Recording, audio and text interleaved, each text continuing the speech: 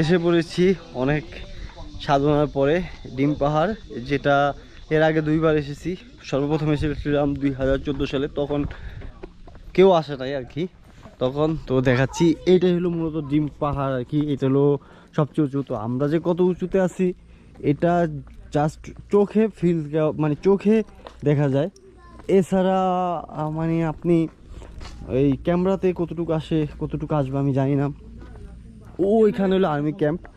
না, ক্যামেরাতে আসলে এটা কোনোভাবেই দেওয়া সম্ভব না ভাই। আসলে এমন একটা আল্লাহর সৃষ্টি, এদিকে এখানে যান, আসাটা খুব টাফ।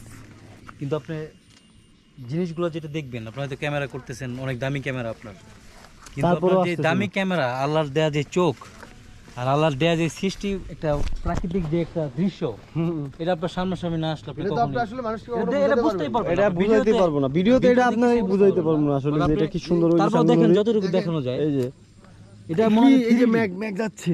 আমরা 3D মুভি দেখছি না, 3D মুভি আমার কাছে মনে হয় 3D দিয়ে না? ইয়ের সামনে দাঁড়িয়ে আছি, দেখেন পদ্মার সামনে বসে